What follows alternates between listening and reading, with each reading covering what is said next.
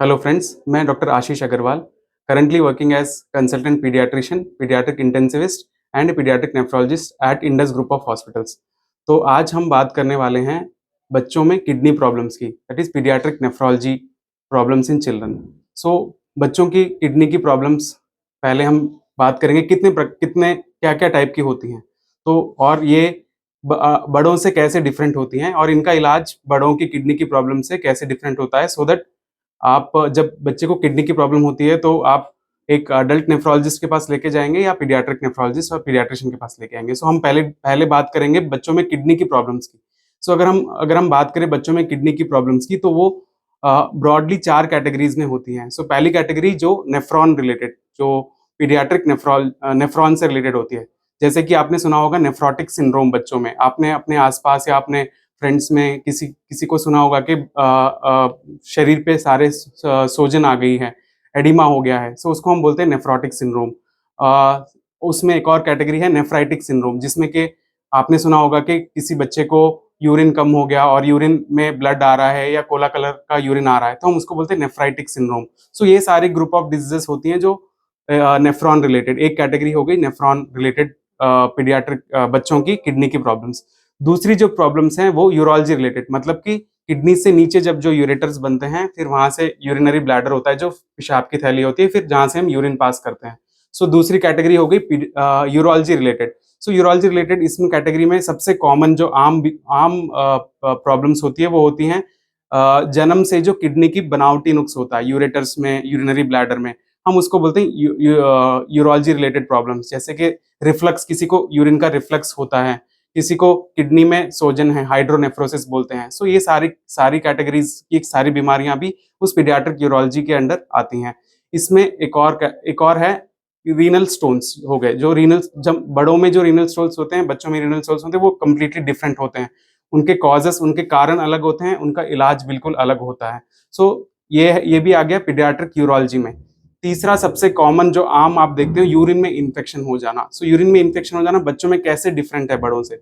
Urine बच्चों में, छोटा बच्चा 4 महीने, 6 महीने या साल भर का बच्चा, बच्चे को जब यूरिन में इन्फेक्शन होगा तो उसको सिर्फ बुखार होगा और उल्टी होगी, क्योंकि बच्चा बता नहीं पाएगा कि उसको पेशाब में जलन है। जैसे हम बड़ों में होता है कि यूरिन में इन्फेक्शन हो गया तो बड़े बता पाते हैं कि हम उनको पेशाब में जलन है। बच्चों में सिर्फ फीवर आएगा, बच्चा सुस्त हो जाएगा, दूध नहीं पिएगा, उल्टी होगी उसको। तो हमें इन सब चीज़ जब भी ऐसे लग रहा है तो हो सकता है उसको यूरिन में इन्फेक्शन हो। यूरिन में इन्फेक्शन होना बच्चे के लिए काफ़ी कॉमन है, आम बात है। स्पेशली 1 साल के नीचे के बच्चे में जब हम देखेंगे तो ये ज़्यादा मेल बेबीज़, बेबी बॉयज़ में कॉमन होता है। 1 साल के बाद जो यूरिन में इन्फेक्शन है वो फीमेल्स, बेबी गर्ल्स में ज़्यादा कॉमन होता है।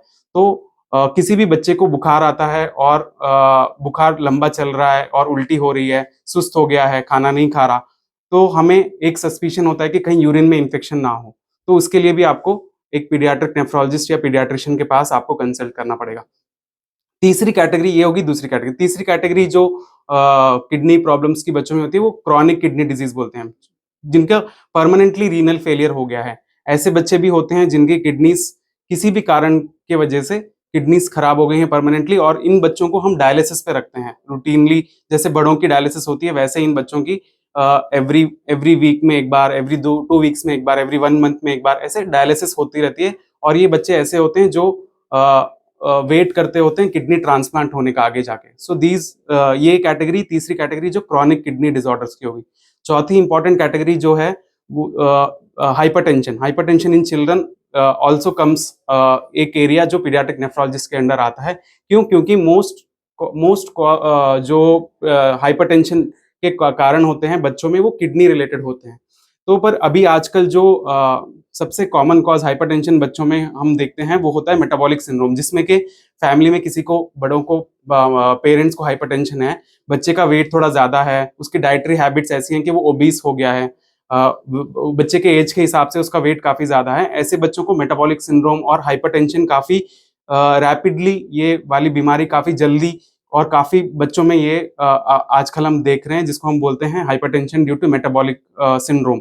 सो इसके लिए भी हमें अगर आपके बच्चे को, किसी को भी आपको लगता है कि उसका वेट ज़्यादा है उसके एज के हिसाब से, उसकी डाइटरी हैबिट्स ऐसी हैं कि वो ज़्यादा जंक फूड खाता है, और आपके फैमिली में किसी को हाइपरटेंशन और ऑलरेडी डायबिटीज़ है, तो आप ज़रूर उस बच्चे का आपको हर साल एक ब्लड प्रेशर करवाना चाहिए, क्योंकि ऐसे बच्चों को हाइपरटेंशन जल्दी होना और डिटेक्ट होना काफ़ी आम बात हो गई है आजकल।